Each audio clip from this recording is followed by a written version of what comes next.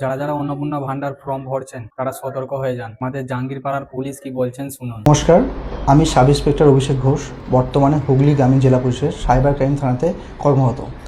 আজকে আমি আপনাদেরকে অন্নপূর্ণা ভান্ডার নিয়ে বর্তমানে কিছু যে সাইবার ক্রাইম হচ্ছে সেই বিষয়ে আপনাদের কিছু সতর্কবার্তা দেবো। আপনারা ডিবিটি অর্থাৎ ডাইরেক্ট বেনিফিট ট্রান্সফার অর্থাৎ আপনাকে টাকা সরকারি ভাতা পাওয়ার জন্য আপনার আধার কার্ডের সঙ্গে আপনার মোবাইল নাম্বার লিঙ্ক করতে হবে। আপনি সাইবার ক্যাফে অথবা সিএসপিতে যাচ্ছেন অর্থাৎ কাস্টমার সার্ভিস পয়েন্টে, এবং আপনি সেখানে গিয়ে আপনার মোবাইল নাম্বারের সঙ্গে আধার কার্ডের লিঙ্ক করতে যাচ্ছেন, এবং আধার কার্ড লিঙ্ক করতে গিয়ে আপনি আপনার 5টি হাতের আঙুলের ছাপ দিচ্ছেন, এবং এই আঙুলের ছাপগুলো দেওয়ার ফলে কি হতে পারে সেটা সম্পর্কে আপনি কিন্তু ওয়াকিবহাল নয়, বা আপনি এটা সম্পর্কে কী হচ্ছে জানেন না।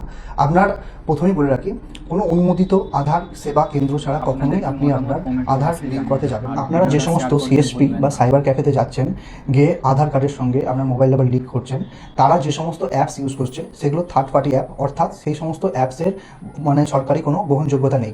এর ফলে কি হচ্ছে, সেই সমস্ত তথ্য সাইবার ফ্রস্টারদের হাতে চলে যাচ্ছে, এবং তারা আপনার হাতের 5টি আঙুলের ছাপ নকল করে নিচ্ছে বা কপি করে নিচ্ছে, এবং এই কপি করার ফলে আপনার যে এইপিএস সিস্টেম, আধার এনেবল পেমেন্ট সিস্টেম আছে, সেখানে গিয়ে তারা সেই হাতের ছাপগুলোকে পুট করিয়ে অর্থাৎ সেই সমস্ত ছাপগুলোকে নকল করিয়ে আপনার ব্যাংক অ্যাকাউন্টে জমা হওয়া টাকা আত্মসাৎ করছে।